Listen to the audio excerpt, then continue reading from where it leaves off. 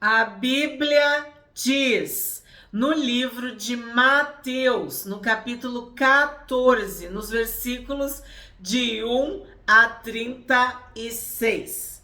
Por aquele tempo, o tetrarca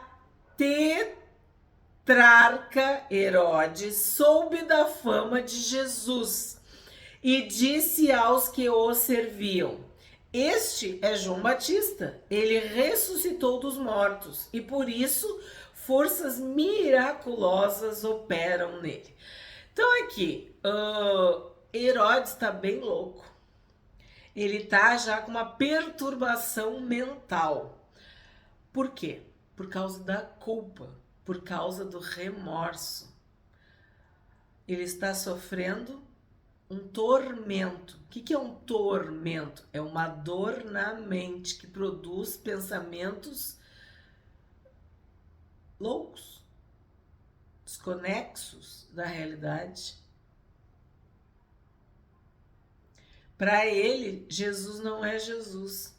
É João Batista que ressuscitou dos mortos. É isso que Herodes está pensando. Por quê? Porque Herodes, havendo prendido João, o amarrou e pôs na prisão por causa de Herodias, mulher do seu irmão Filipe. Pois João lhe dizia: Você não tem o direito de viver com ela. Embora Herodes quisesse matá-lo, tinha medo do povo, porque consideravam João como profeta. Tá vendo? Quantas loucuras, quantas perturbações vêm de culpa, de remorso, de pecado.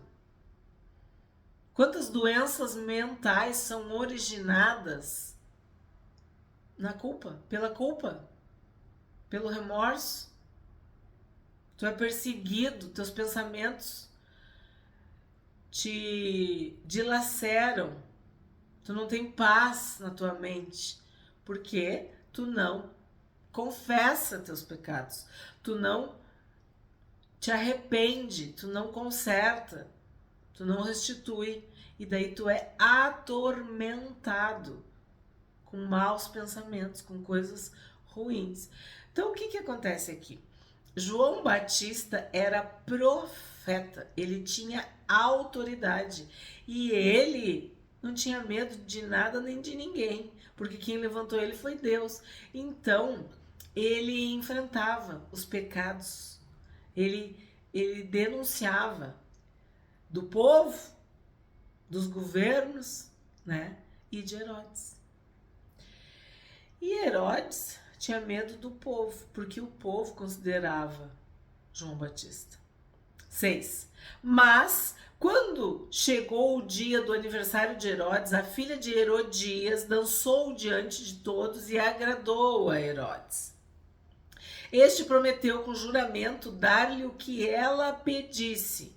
Então ela, instigada por sua mãe, disse: Dê-me aqui num prato a cabeça de João Batista. Então, no aniversário de Herodes, vamos dizer assim, o presente que ele recebeu, ou no caso que foi pedido para ele, era a cabeça de João Batista num prato. Esse é um pedido macabro, maligno. E aqui temos uma vingança, né? Um sacrifício, um culto, um ritual diabólico. Matar o profeta e colocar a sua cabeça num prato, porque ele denunciava o pecado de Herodes e de Herodias. E daí tu pensa o quê? Muitas pessoas não podem, não conseguem matar alguém, né? Tirar a cabeça. Mas elas fazem simbolicamente isso. Quando uma pessoa fala a verdade, quando ela denuncia, quando ela diz aquilo que o outro não quer ouvir, essa pessoa corta, se afasta, não é mais tua amiga, não te ouve. Se tu tá num lugar, ela não vai, Porque o que acontece? Ela sabe que tu sabe que ela tá errada. E ela não quer mudar. Se tu falar com o teu irmão, ganhaste teu irmão. Só que tu fala com o teu irmão e o teu irmão se afasta de ti. Quer cortar a tua cabeça. Não literalmente. Mas quer te tirar do circuito. Quer que tu te afaste, né? Quer que tu pare de falar. Então é muito forte isso. Cortar a cabeça de João Batista e apresentar num prato é uma vingança. É uma forma de calar aquele que tá falando pra ti. E assim, teu fracasso, teu pecado, né, vai parar de ser exposto. Tu não vai mais expor o fracasso daquela pessoa porque tu não vai condenar seus atos, seus comportamentos, suas atitudes. Então, eu vou continuar, lembra que eu falo pra vocês? Pecando em paz. Então, Herodes e Herodias não queriam isso. Apesar que Herodes temia. Ele temia o povo. Embora Herodes quisesse matá-lo, tinha medo do povo. Mas a Herodias não tinha medo de nada.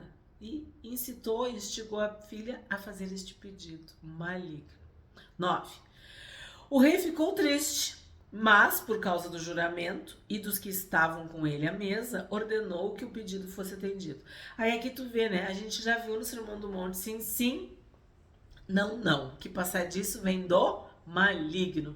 E aí ele fez um juramento. E agora ele vai ter que cumprir algo que é errado, porque ele tinha feito um juramento. Assim deu ordens para que João fosse decapitado na prisão. A cabeça foi trazida num prato e dada à jovem, que a levou à sua mãe. Então vieram os discípulos de João, levaram o corpo e o sepultaram. Depois foram e anunciaram isso a Jesus. Aí tu pensa assim, mas que fim triste para João. Os apóstolos todos foram martirizados. Claro, né?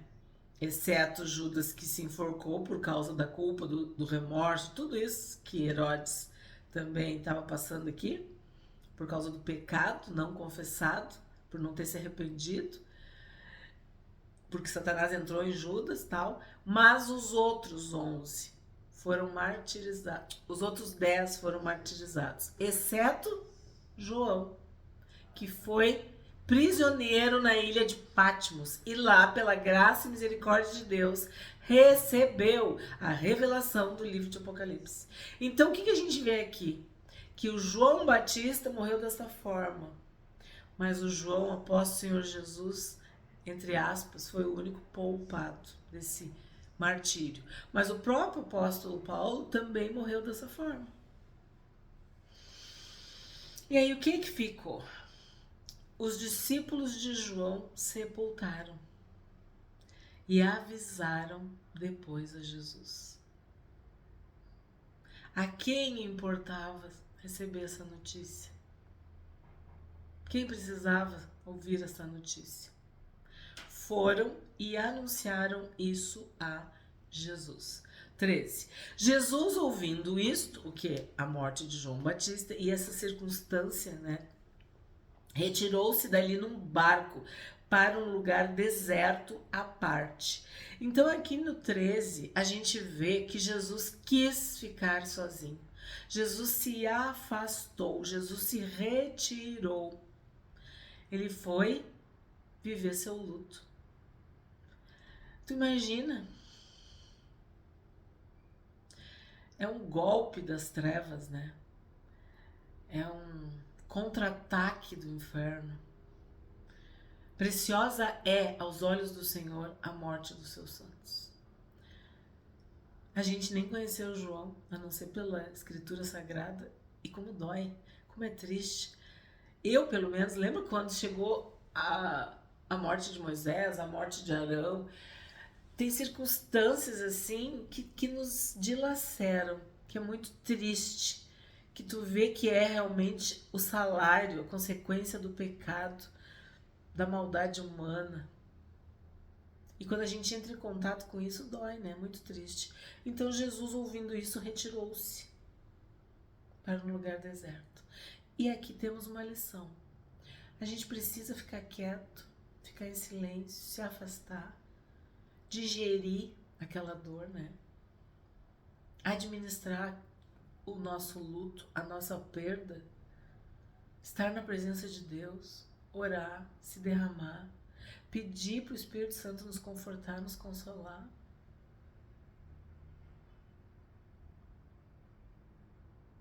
A morte é o último inimigo a ser vencido. E Jesus também, eu imagino, sabia que o fim dele também, né? Enfim, podemos pensar muitas coisas, ficou o fim, enfim, muitas coisas. O que fica aqui? Jesus precisou ficar sozinho, ele se retirou. Como nós também devemos ficar em silêncio, quieto, na presença de Deus. Entender que isso é um tempo, né? Mas aí olha o que aconteceu. Ao saberem disso, as multidões vieram das cidades seguindo-o por terra. A gente não sabe quanto tempo, né, que demorou, mas elas foram atrás de Jesus. Ao desembarcar, Jesus viu uma grande multidão, compadeceu-se dela e curou seus enfermos.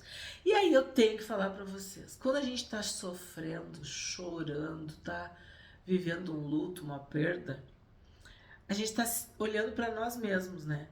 E aí nós temos uma tendência de ficarmos lambendo as nossas feridas, olhando para o nosso umbigo, nos vitimizando. Autopiedade, autocomiseração, pena de nós mesmos. Isso é preocupante.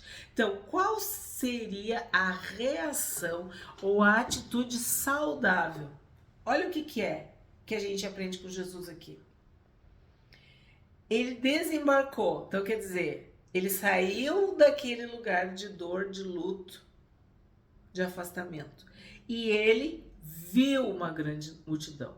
Ele viu, ele prestou atenção, ele enxergou a necessidade do outro, no caso, de uma multidão, e se compadeceu. Eu tô sofrendo, mas aqui na minha volta tem muitas pessoas sofrendo. E curou os seus enfermos. Então, eu me curo te curando. Tu te cura me curando.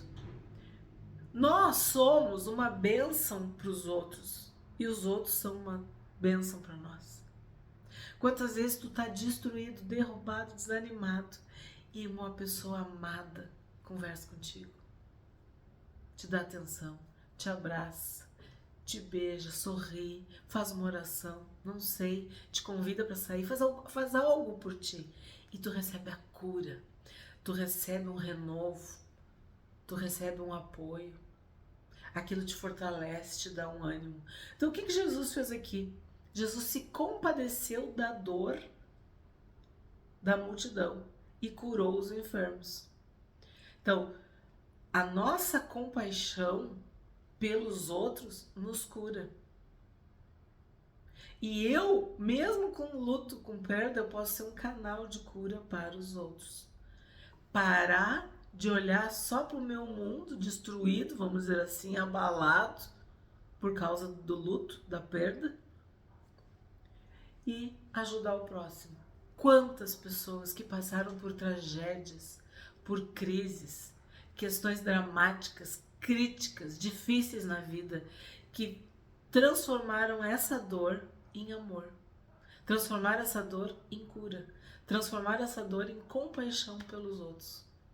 E aí, também foram curadas, também foram consoladas, também ficaram renovadas diante de Deus, diante da vida, diante de todos, porque aceitaram ser um instrumento de cura. Então aqui tu imagina a dor de Jesus.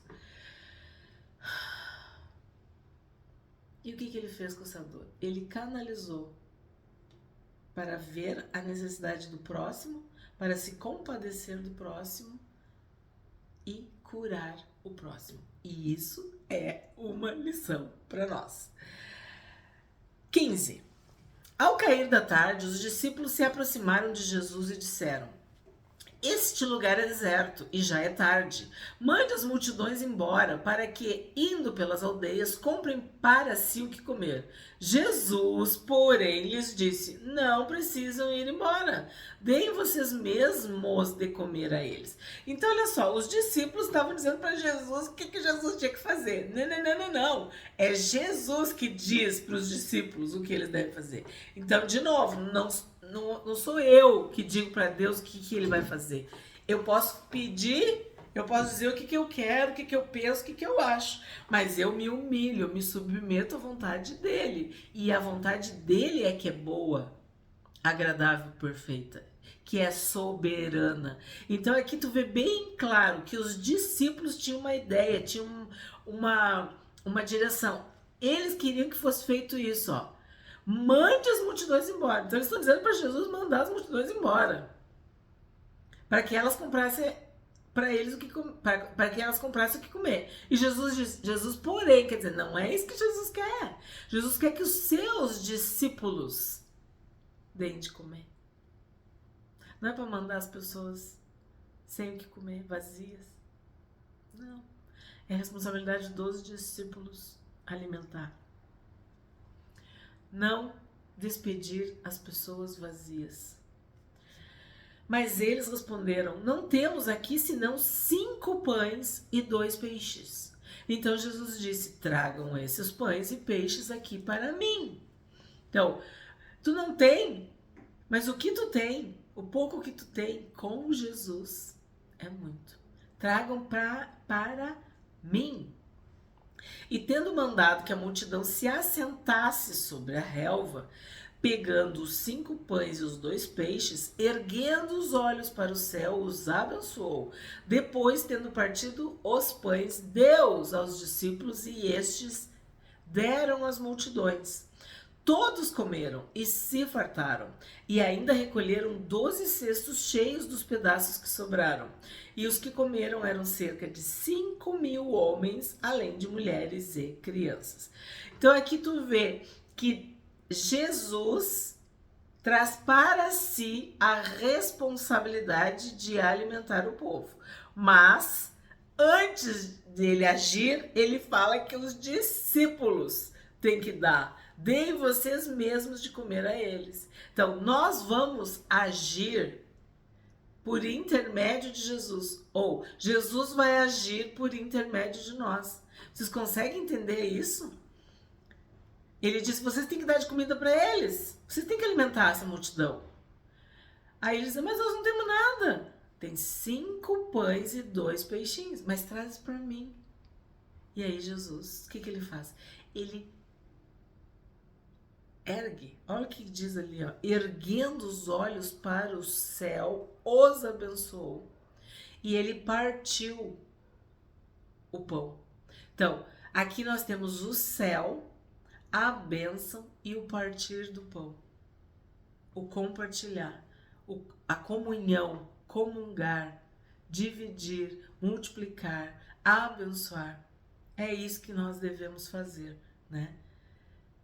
E aqui fala do pão, mas nós sabemos que o pão se aplica a qualquer necessidade que as pessoas tenham.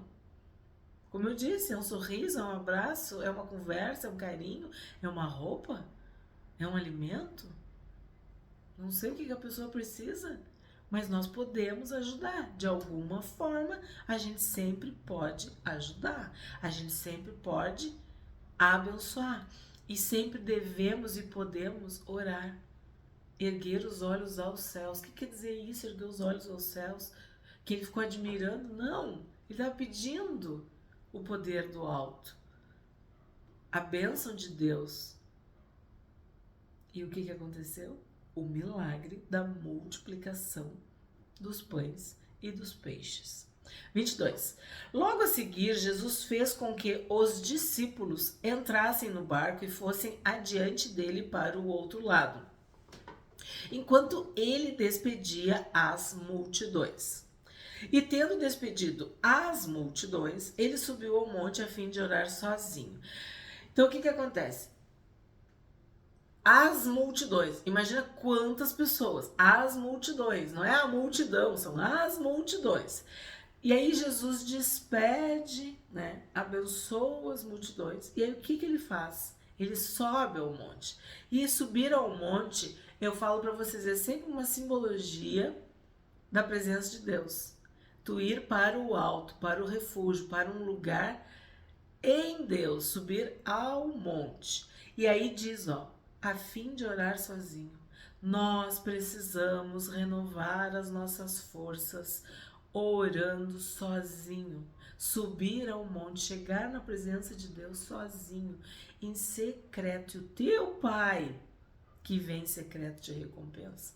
Sabe? Cessa tudo na tua volta, cessa todas as vozes, fica só tu e o teu Deus, só tu e o teu Pai. Jesus está nos dando o exemplo aqui, ó. Ele subiu ao monte a fim de orar sozinho.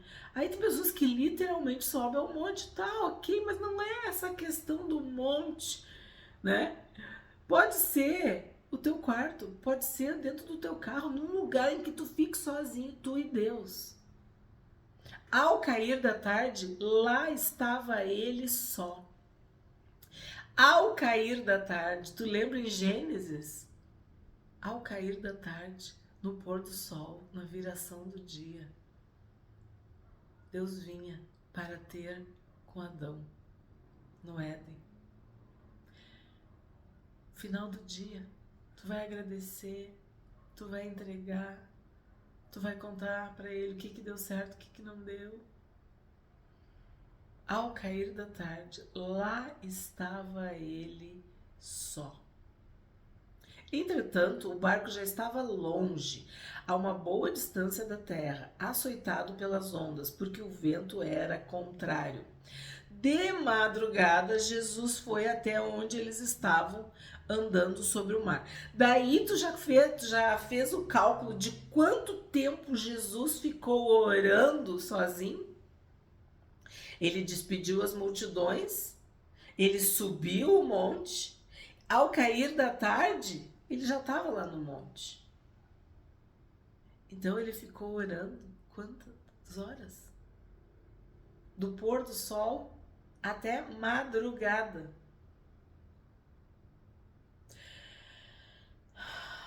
Os discípulos, porém, vendo-o andar sobre o mar, ficaram apavorados e disseram: é um fantasma. E tomados de medo, gritaram. Então, aí tu pensa, então para andar sobre as águas, sobre o mar, quantas horas que eu tenho que orar? São muitas questões, são muitas coisas na nossa vida que também é andar sobre as águas. Para Moisés e o povo, ele abriu o mar, né? Tem até uma música que diz: se ele não abrir o mar, ele vai fazer andar sobre as águas, vai nos fazer andar sobre as águas. Porque tem pessoas que ele vai abrir o mar, tem outros que tu vai ter que andar por cima das águas. Lembra da fornalha? Tem gente que não foi para a fornalha, mas outros foram libertos, livrados, salvos dentro da fornalha. A gente viu isso. De novo, a soberania de Deus, Ele que sabe. Só que aí Jesus anda sobre o mar e eles ficam apavorados. Porque tu imagina a escuridão. Para eles é um fantasma. Mas Jesus imediatamente lhes disse: coragem, tipo, calma, não se desespere, sou eu. Não tenham medo. Então Pedro disse: se é o Senhor mesmo, mande que eu vá até aí andando sobre as águas. Jesus disse: venha. E Pedro, descendo do barco, andou sobre as águas e foi até Jesus. Reparando, porém, na força do vento, teve medo e, começando a afundar, gritou: salve-me, Senhor! E prontamente Jesus, estendendo a mão, o segurou e disse: homem de pequena fé, por que você duvidou? Subindo ambos para o barco, o vento cessou, e os que estavam no barco o adoraram, dizendo: verdadeiramente o Senhor é Filho de Deus. Esse texto já tem vídeos no canal, então hoje vou resumir, né? O que nós vamos destacar? Em primeiro lugar, não tenha medo. Nós temos a natureza humana de ter medo. Nós temos medo. Ainda mais de algo que não é normal, né? Tipo, uma escuridão, uma pessoa andando sobre as águas, e aí eles pensam, é um fantasma. Então, é algo bem assim, normal de tu ficar apavorado, tu ficar amedrontado. Só que aí, Jesus me chama a atenção imediatamente, quer dizer, ele não quer que tu tenha medo, nem de nada normal, nem de nada anormal. Ele quer que tu tenha fé, que eu tenha fé, que eu tenha coragem. Então, imediatamente ele vem e diz, sou eu, não tenho medo. Aí Pedro, que as pessoas criticam muito Pedro, de todos, só Pedro que falou. Se é tu mesmo, me manda aí. E era Jesus. E aí Pedro andou. Só que aí tem aquela parte, né? Ele reparou na força do vento, teve medo e começou a afundar.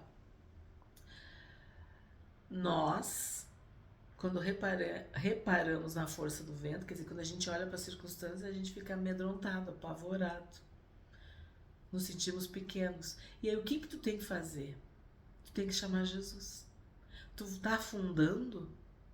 Grita Jesus, Jesus, Jesus, chama Jesus, invoca Jesus, o nome de Jesus. E aí o que acontece? Prontamente Jesus vem e te salva e te segura. Mas ele diz, ó, por que tu duvidou? Homem de pequena fé. Ambos sobem para o barco e o vento cessa. Então aquilo ali era mesmo uma provação, uma tribulação, algo para prová-los, para testá-los, assim como com cada um de nós, que nós passamos por desafios, questões que nos esgotam, nos entristecem, que a gente se sente afundando. E aí Jesus vem no nosso socorro, em nossa direção e não nos deixa afundar, nos salva. E aí vem essa parte linda. Verdadeiramente o Senhor é o Filho de Deus. E eles adoram. Então, quando tu reconhece que Jesus é o Filho de Deus, todo joelho se dobrará e toda língua confessará, né? Jesus é o Filho de Deus. O que acontece? Tu adora, tu ama, tu te entrega, tu te rende, tu reconhece o teu Salvador. 34. Estando já no outro lado, chegaram à terra de Genezaré. Quando as pessoas daquela terra o reconheceram, mandaram avisar em todos aqueles arredores e lhe trouxeram todos os enfermos. E pediam-lhe que, ao menos, pudessem tocar na borda da sua roupa. E todos os que tocavam nela ficaram curados. Então aqui o que a gente vê? Depois de Jesus ser adorado pelos seus próprios discípulos, né? Quando eles reconhecem que ele é verdadeiramente o Filho de Deus, o que eles fazem? Eles vão para Genezaré. E ali me chama a atenção, ó. Eles reconhecem que Jesus, olha, quando as pessoas daquela terra o reconheceram, então não foram só os discípulos que tiveram um reconhecimento de Jesus como Filho de Deus. Quando ele chegou lá em Genezaré, eles também reconheceram. Mandaram avisar todos. Avisarem todos aqueles arredores. E trouxeram todos os enfermos. Olha que forte. Todos os arredores e todos os enfermos. E aí acontece aquele versículo. Lembra no outro capítulo, coisas novas, coisas velhas? Que a gente viu no Pentateuco. Que Deus manda colocar as franjas nas bordas das roupas, das capas. Lembra do fio azul da santidade e tal. E aí a gente estudou em Levítico, capítulo 15, verso 25. Que é aqueles que tocavam na borda da sua roupa ficavam curados. E olha só, todos os que tocavam nela, quer dizer, na borda da sua roupa, ficaram curados.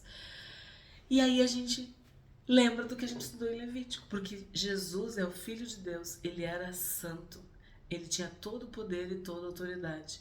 Então as pessoas criam, reconheciam que ele era filho de Deus, que ele era o Messias prometido, e por isso elas eram curadas.